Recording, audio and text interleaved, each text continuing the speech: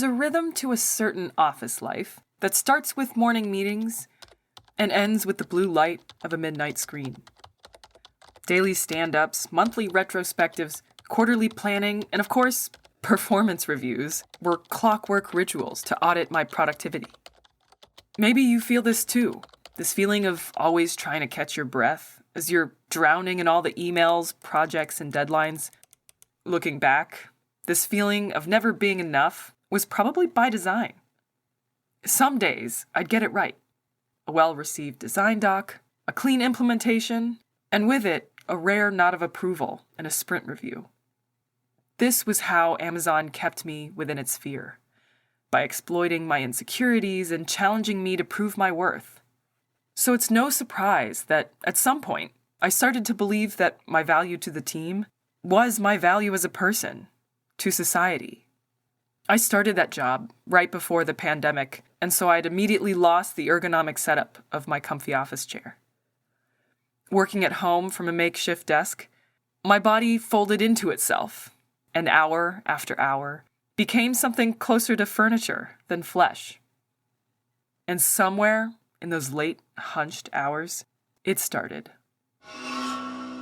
A dull ache. That insidious, creeping companion that everyone tells you is just part of the job, a badge of hard work and the symptom of success. Back pain. I'm Vicky Shaw, and you're listening to Who Wrote the Rules, my journey exploring the invisible norms and ideas that shape our lives, and what happens when we start to question them.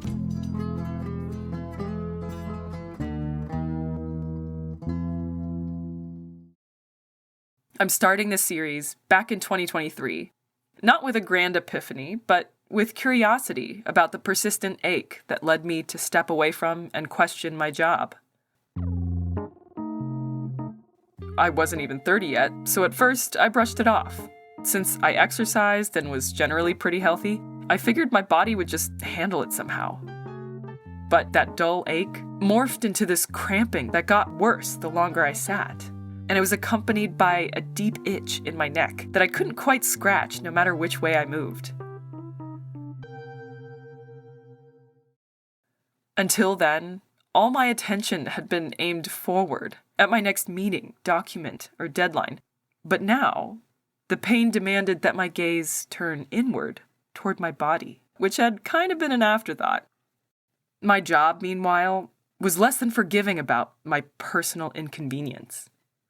And of course I made appointments to see the right people. Chiropractors, physical therapists, masseuses, orthopedists.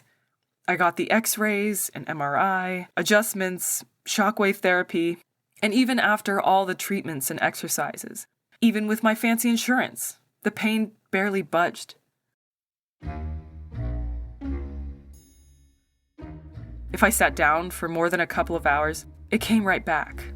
I felt trapped. Like I was bailing water out of a sinking boat, and I couldn't figure out where the leak was coming from. Amid the pain, there was frustration, anger, confusion, and curiosity. I couldn't be the only one this was happening to. So I asked my friends, people at my co-working space. Do you have back pain? I do have back pain. I have lower back pain. How long have you had it? Almost, to some degree, almost as long as I can remember. Yes, I do have back pain, lower back pain. Do you have back pain? Yeah. Oh, yeah. Big.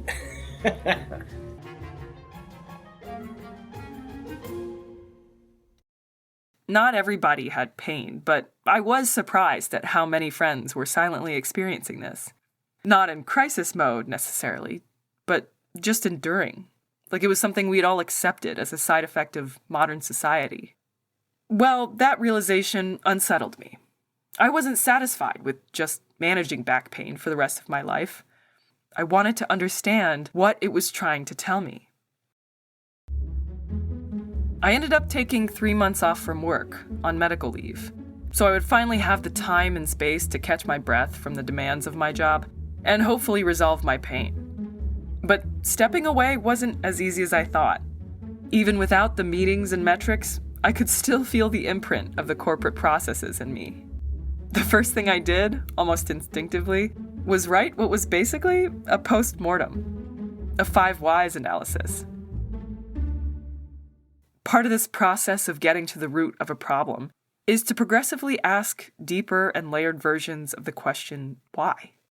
The idea is that problems may not be where they appear. You've got to dig. Each why peels back a layer of symptoms until you get to the real root cause. As I unfold that thought process, it'll become clear that what started as a physical problem eventually became a philosophical one. Our obvious starting question is, why am I experiencing upper back pain? The answer seems simple at first.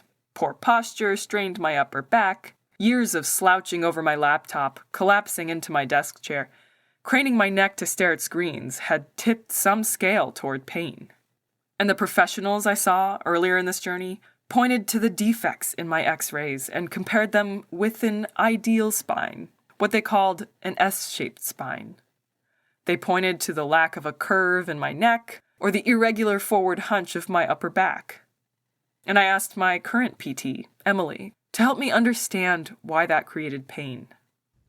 First of all, there's a signal there, right? Your body is telling you there's something that's non-optimal, either being overloaded or overused, underused, overtrained, undertrained. There's some sort of positional or load intolerance happening in your body. It's usually not just one thing. If that's so hard for our brains because people want an answer, they want you to be like, this is it. Put my finger on it. Tell me what we need to fix. Guilty. I was learning how complex pain can be, especially chronic pain. Years of forward head posture created more and more stiffness and imbalance. And as my shoulders became hunched and back more rounded, I used other muscles to compensate, ones that at first seemed completely unrelated. It goes back to like treating the person holistically in general and looking at the whole body. Like you can't just treat a low back pain. You can't just treat a neck pain. Our body is redundant. If we're going to turn our head, that rotation actually goes all the way through our spine, even into the low back. So if I'm missing movement in my neck, somebody's going to make up for it down the chain. And getting at this idea, we have to treat the whole person, right? I was learning how nothing moves in isolation. We're all an assembly of muscles pushing and pulling on each other to stay upright. Every muscle has like an ideal length tension relationship, meaning it works best at its optimal resting length. So muscles don't like to be overstretched and they don't like to be shortened. When we just look at it from like a myofascial standpoint, we can start to develop these trigger points or irritated muscles in those tissues. So it just pulls us out of our optimal, working position. It doesn't mean that we can never be in that position. It just means we need to find a way out of it. Undoing these ingrained postural patterns was going to take a lot longer than I'd hoped for. I followed the exercises to correct my imbalances, strengthening deep neck flexors and rotator cuffs, diversifying my movements throughout the day. And then, slowly, there were pockets of relief. I could stand or sit a little longer. But while it did get better, I was still feeling trapped in my own body. I was tired of constantly correcting my poor habitual forward head position. So my next question became, why had I been stuck in this posture in the first place? Explanations online will tell you about the harms of technic, prolonged sitting, or sedentary lifestyles. Yeah, we still gotta go and do our jobs. And then, one day, I wandered through my local bookstore and came across a large picture book, 8 Steps to a Pain-Free Back by Esther Gokhale. In it, there were lots of images of people from various cultures, sitting, standing, carrying themselves differently. They didn't hunch over or stick their necks out. They were upright and seemed graceful. And I also found something that I hadn't considered before. Esther writes, many popular guidelines for posture do more harm than good. That's weird. Why would they be popular if they're harmful? But when I think about it, there's tons of things that are popular without being good, like celery juice, doom scrolling, and low-rise jeans. But I would have thought that, at least when it comes to medical issues like chronic pain, we would know better. I had always assumed that our collective knowledge, the medical advice, posture guidelines, fitness best practices, had been amassed and refined over time. That the right answers, the most optimal ones, would surface and triumph above anything else. Like a sort of survival of the fittest, but for information and well-being. Of course, there's still unknowns, but I had a naive faith that we as a global and modern civilization were sitting on more knowledge than ever before. So that should mean we're better off than ever before, right? Well, if that were true, why was I still in so much pain after seeing so many experts? And why was the statistic so high for back pain? In 2020, the World Health Organization estimated 619 million people suffered from chronic back pain, with that estimate only to increase over time. As I flipped through this book, my experience of pain was suddenly placed into a much larger context. I'd listened to the professionals and their guidelines to regain a normal posture, but Esther was showing me why normal might not have been helpful. So I reached out to her to learn more and ask my next why. Why are popular guidelines for posture misleading? One of the biggest messages that we get from society is that the spine is S-shaped, and this is a case of average being mistaken for normal and even ideal. And then people getting shepherded in a direction that is actually pathological. In one page of her book, there's two anatomical drawings side by side. Both of the spine, but from different time periods. One from the late 20th century showed the familiar S-shaped side view of the spine that I've seen in all my chiropractic and PT offices. The other, from nearly a century earlier, depicted a relatively vertical spine, with less dramatic curvature than the first modern depiction. Here was some historical evidence showing how the average might have changed. Once you have this paradigm of an S-shaped spine, then it's no wonder that our ergonomic chairs are shaped to fit that, so that they're supporting an excessive lumbar curve, a lordotic lumbar curve, or they're creating one. Our spines seem to lose their upright nature over time. So Esther speculates that posture guidelines might only be popular because they reflect the average posture. But the average shouldn't necessarily be the benchmark. Does this mistake mean we've actually somehow encouraged pain? In the same way, a lot of what feels normal today, sitting in traffic for an hour, hunching over a laptop all day, eating food that never spoils, would have looked bizarre just a few generations ago. We didn't evolve to be still for 8 hours, or to eat 30 grams of sugar from a couple Oreos, or to live in homes where we rarely squat, climb, or carry anything heavier than a laptop. But instead of questioning these shifts, we've built entire industries around them. We created ergonomic chairs for our slumped backs, processed snacks for energy spikes and tastiness, padded shoes for atrophied feet, healthcare systems that manage symptoms without always asking why they appear in the first place. The longer we accommodate these averages, the more they start to feel like rules. We start to forget how to move the way we once knew how to, as humans who used our bodies for survival. No wonder there's so much pain. No wonder my own pain wasn't fully resolved as I moved toward that S-shaped standard. Esther's path to this realization started with her own struggle to manage back pain, beginning from when she was a young girl.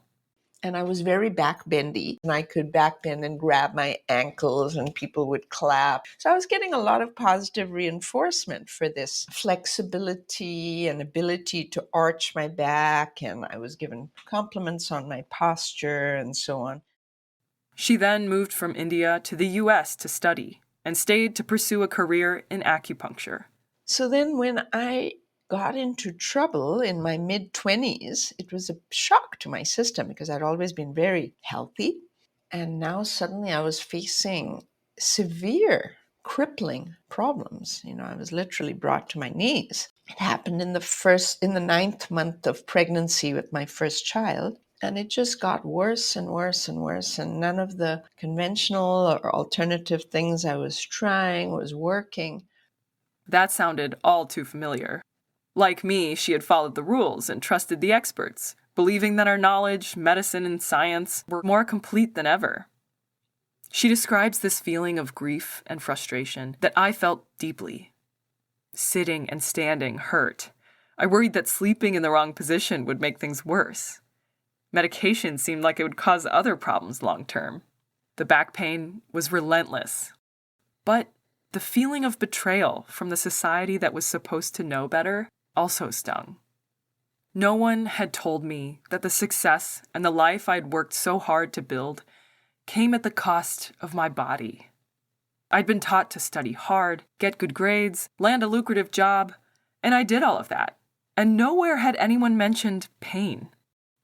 And now that it had arrived, uninvited, unwanted, it consumed my life. Esther's situation had been much worse. She needed spine surgery to relieve her pain. And yet, within a year, she herniated the same disc. I asked myself, why it didn't make sense that I would be so defective as to be crippled in my mid-20s, when I had taken good care of my health and done all sorts of things right. And the back pain was back. So clearly something wasn't working. And her desperation pointed her in a different direction. So at this point, it didn't seem, there was something strange about the situation. And what I recalled in this time, as I cast a wider and wider net looking for solutions, the ones that resonated for me were the ones that were based on observations of how people who don't have back problems conduct their bodies. She recalled how the manual laborers in her youth weren't suffering in the way that she was, despite using their body much more. My Dutch mother was very much an Indophile, and she would point to the sweeper who on her haunches could clean her house without any discomfort or pain. And she would point to the fruit sellers who would carry very large loads on their head. And she found it amazing. Those observations stick somewhere in your childhood brain. Her curiosity led her to visit and learn from others around the world, small or remote communities in Ecuador, Brazil, Portugal, among other places. During that time, she documented what she saw and took the very photos I came across in her book. What these communities had in common was the shape of their spines. I coined this phrase J-spine to describe what you see in young children, in people in non-industrial cultures, and in ancestral populations. So those are our 3 model populations, extremely different from each other, sharing the same J-spine. This J shape refers to a vertically stacked spine that stems from the slightly forward tilt of the pelvis, the base of the J. Why would these entirely different populations share the same basic shape of spine? And the simplest answer is that it's natural for us, and that this S-shaped paradigm is in fact an aberration, a problematic understanding of the shape of the human spine.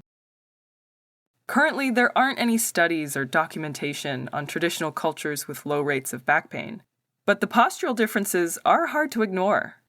She references historical sculptures and paintings of very upright ancient Egyptian workers, terracotta soldiers, and Greek sculptures as anthropological evidence of this universal J-shaped spine.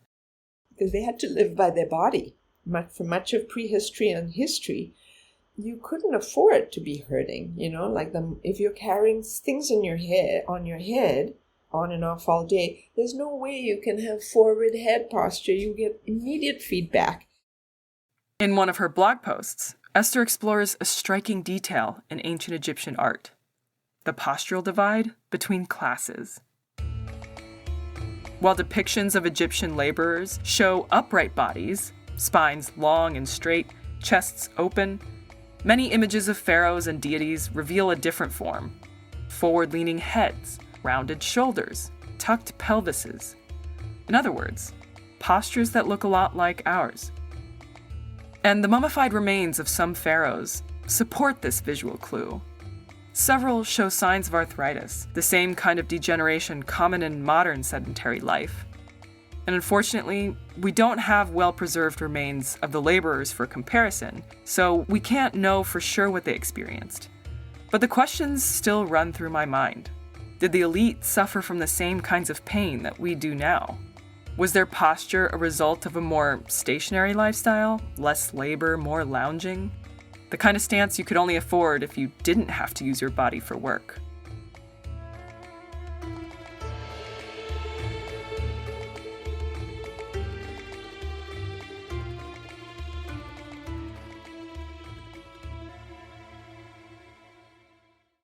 In our conversation, Esther also pointed to other familiar threads from history.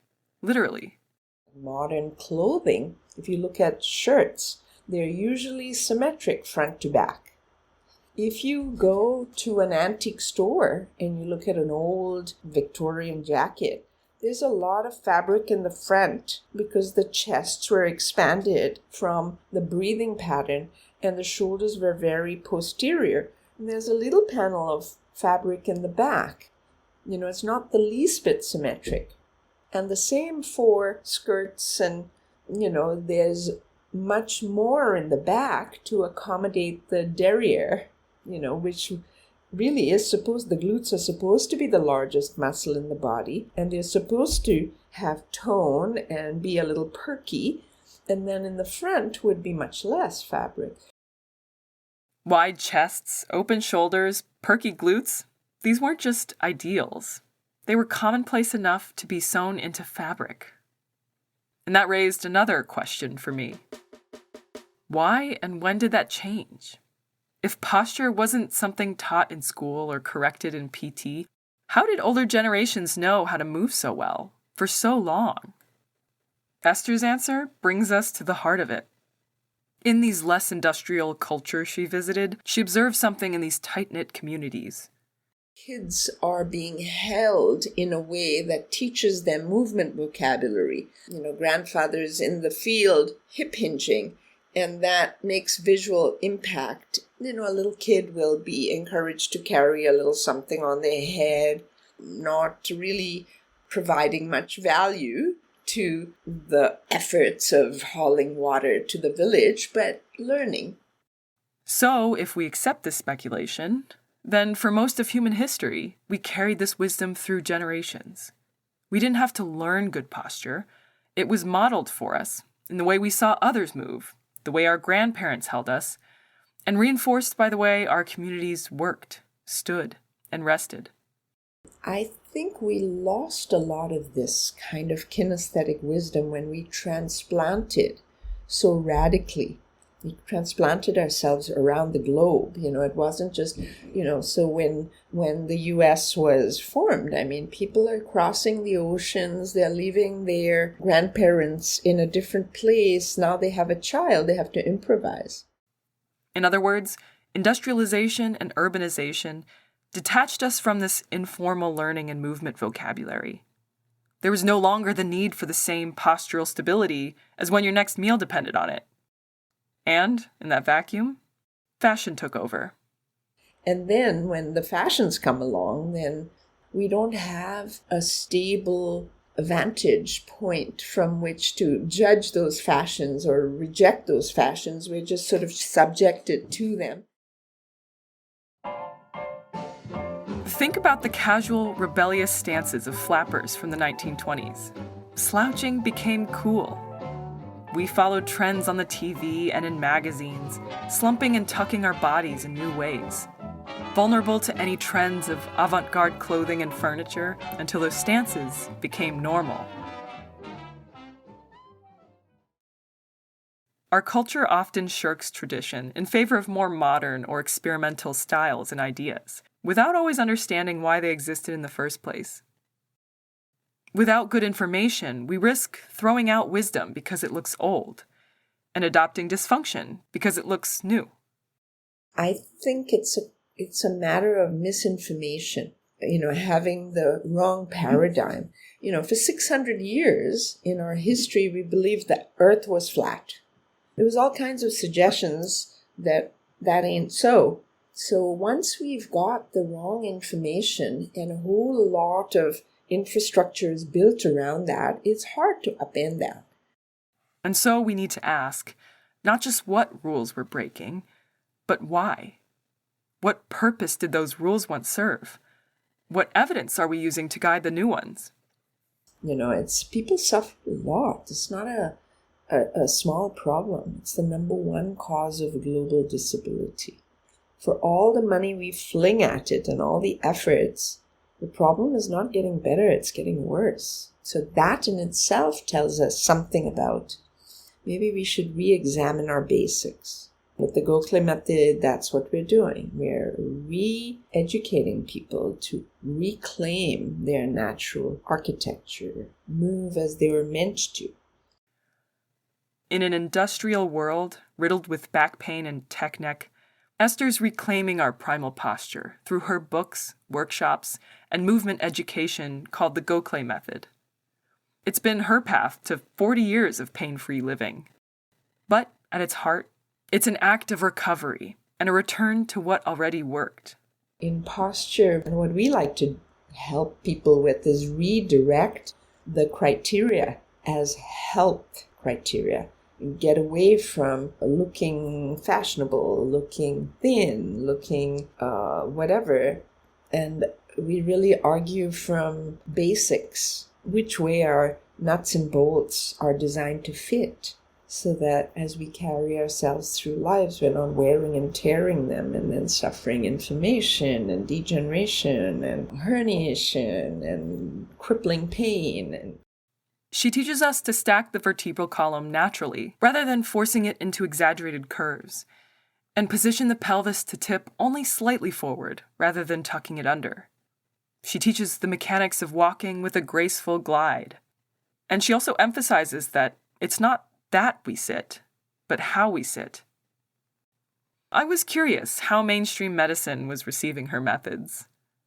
Especially from medical professionals, they really value the down-to-earth, logical approach that we're presenting people. We're not encouraging people to look for magic bullets. There's nothing woo-woo about this. So MDs really like us. And in fact, right now there's a randomized controlled trial that is underway where the principal investigator, the PI, is the chief of physical medicine and rehab at Stanford, Dr. Smook.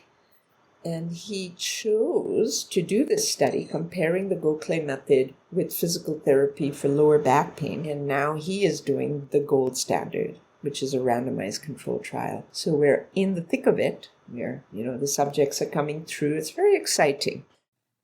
Modern science is starting to validate these concepts, which might be a good step towards changing our cultural habits. I myself started incorporating what I learned from Esther, moving, sitting, and standing differently. But then, the world didn't quite fit anymore. My winter coat was designed for someone with rounded shoulders and encouraged a collapsed chest. My couch molded my body into a shape that I was trying to undo.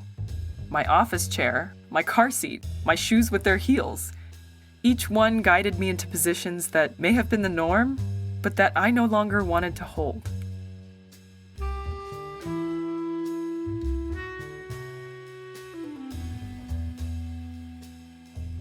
And while I felt grateful to finally see this pattern, I also felt grief for that kinesthetic wisdom that had been lost, for the generations of people in pain who no longer had elders modeling natural movement. We may have all been misled, not from one malicious actor, but from a collective forgetting.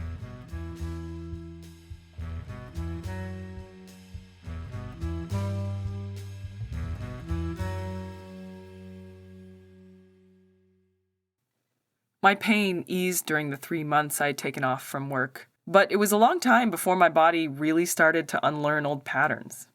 And it took the entirety of that journey just to glimpse how complex pain is. And there's not a one-size-fits-all solution either.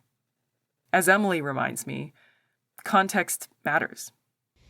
Maybe there's no cause, but this insidious onset of pain, especially with work posturing, especially like under a lot of stress, and the pain gets turned on, and maybe there's no one tissue that's feeding into it, but it's really hard to turn it off once it gets turned on. And when it's hard to remove that aggravating factor, that's when, I see some people making huge lifestyle changes and saying, like, is this job worth it?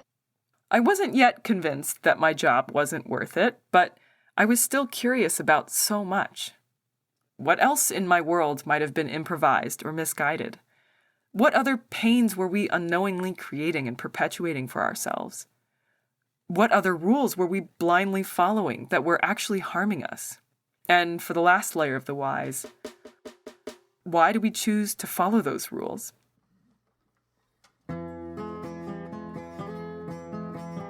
This postmortem isn't ever really finished, because this question leads us into the rest of the series.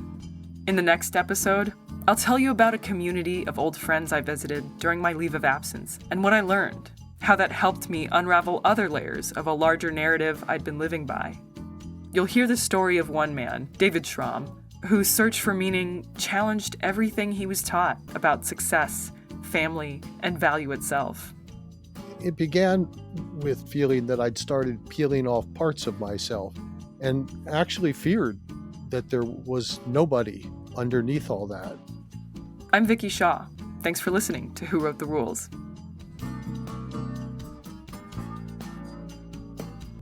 More information about the Gokhale method can be found online or on my website, whowrotetherules.com. Special thanks to Esther Gokhale and Emily Bohannon for sitting down with me, as well as Holly and David for providing early feedback. The theme song is called The Free Market by Musical Scalpel. The show is written and produced at my own pace. And if you like it, please subscribe, leave a review, or share it with a friend. It helps more than you know. See you next time.